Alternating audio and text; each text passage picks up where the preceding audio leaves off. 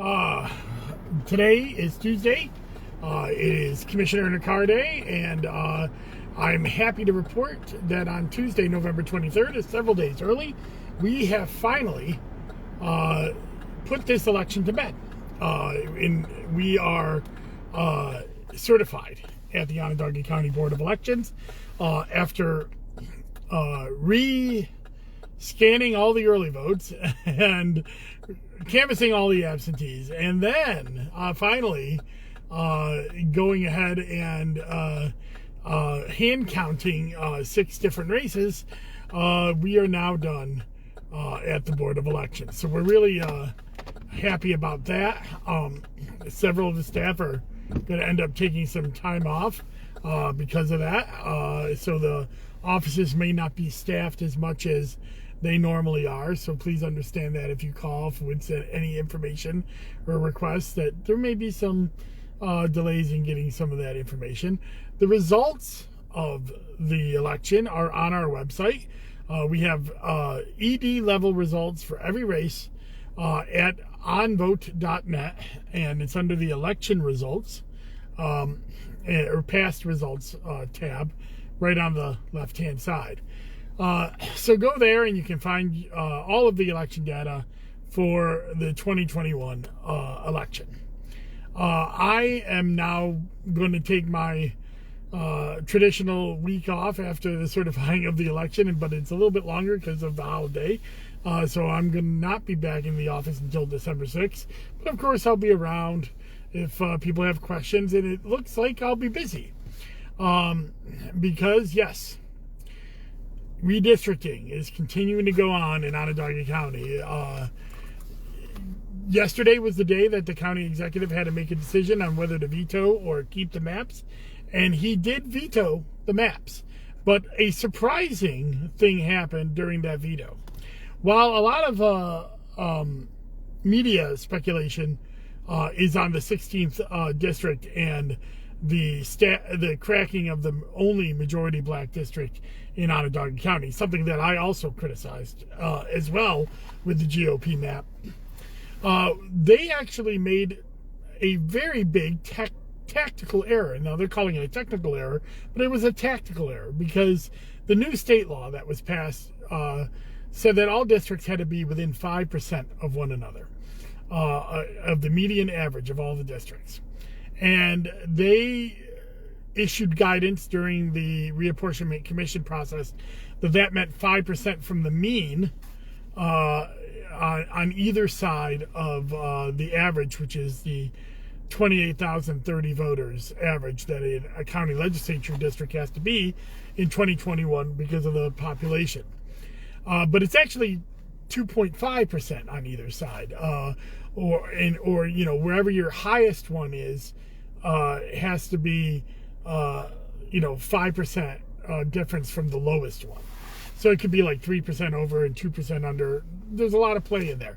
But the fact of the matter is, their districts are not just not compliant with the majority minority district in the 16th, but 9 of their 17 districts they drew are outside of those boundaries.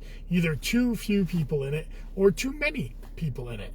And this is going to mean a major redraw of at least their maps, although I'll be honest, my Democratic maps that we put forward have a couple of shifts that need to happen too, because again, we were advised we could go against this, but we didn't do it that much. We only had like one district that was over the maximum population. So simple changes there can fix the Democratic maps. But the Republican maps, we don't really even know how the process is going to go, because the county charter is silent on this issue, which means that under Section 270 of the Onondaga County Charter, it says that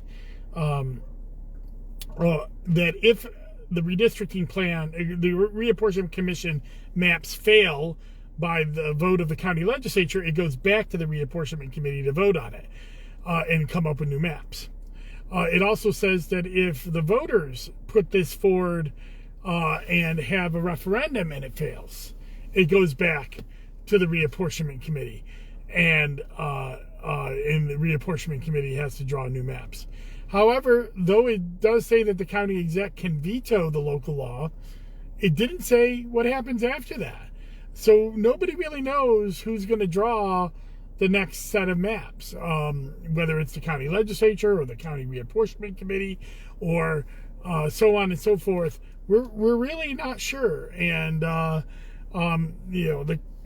county Republicans seem to think that they can just vote, draw up maps themselves in the county legislature. But they've been wrong on just about every step of the way on this process. So, and not to run a victory lap, because it is actually pretty embarrassing that we are here at this situation where the county GOP county executive, who hand-selected the chair of the reapportionment committee, had to veto his own maps that he said was fair on November 4th because of this incorrect legal assumption by, I believe, the county attorney's office. I'm not even sure who are the advisors that they said made this decision, and that it was wrong.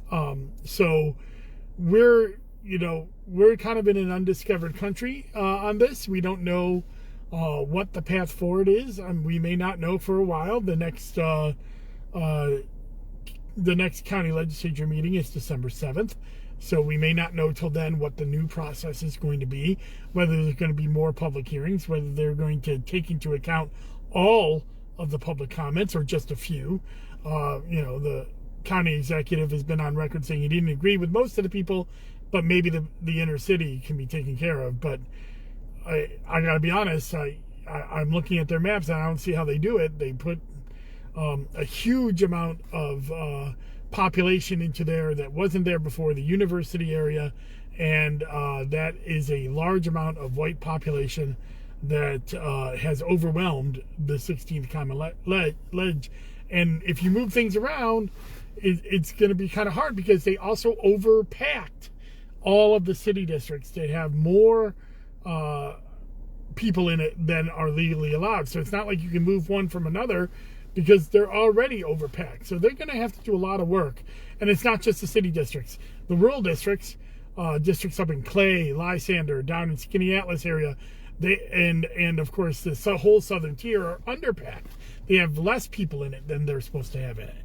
So this is a pretty big screw up, and it's not something that is going to be able to be done easily or quickly. And it is completely a product of rushing this process.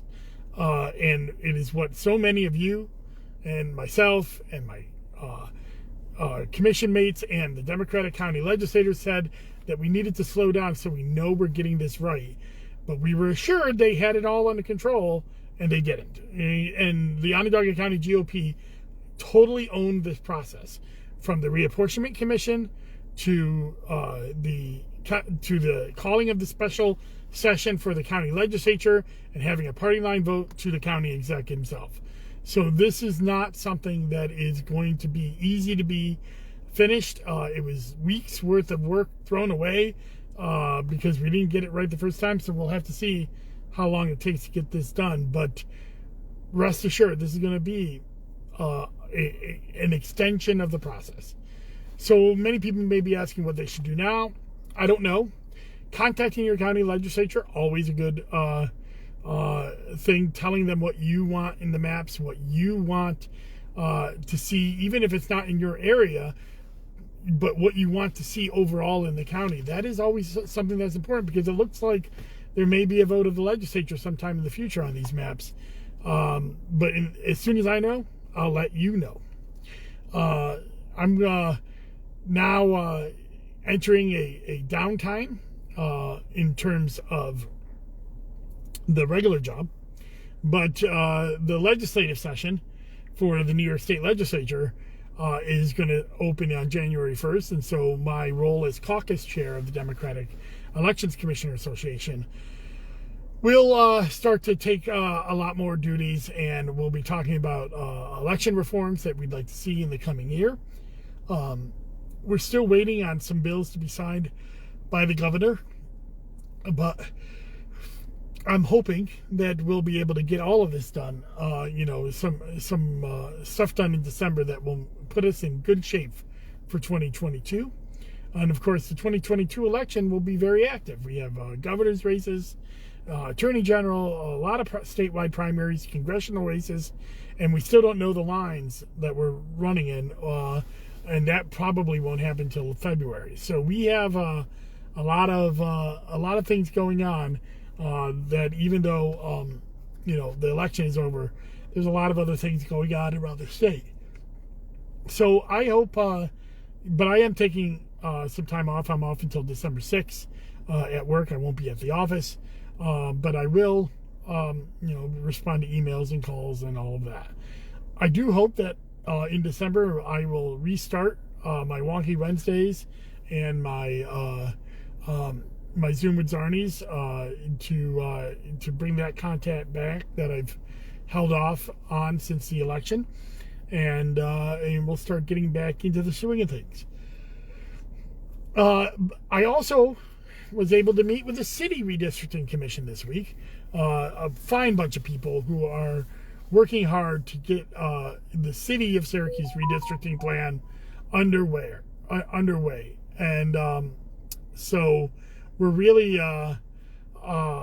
hoping that the city will start their public hearings sometimes in the next month or two, and as soon as they come on board, I will be letting you know about that, because I think if you're in the city of Syracuse and you want to see how redistricting should be done, go to this commission and also give them your thoughts about what you want from your city redistricting. It hasn't been done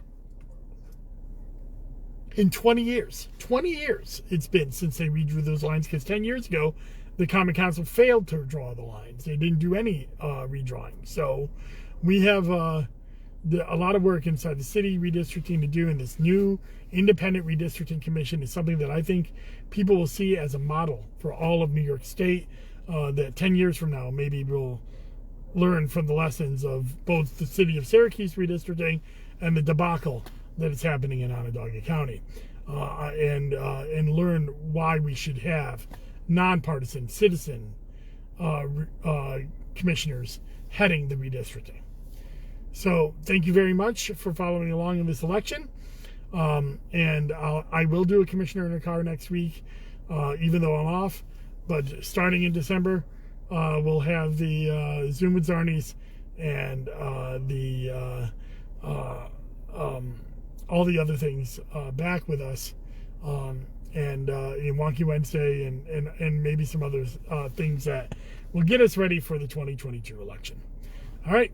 Thank you very much for tuning in, and I will see you. And remember, those results are at onvote.net, and you can see how your community voted, and I'm really excited that we are done with the 2021 election and on to 2022. Bye-bye.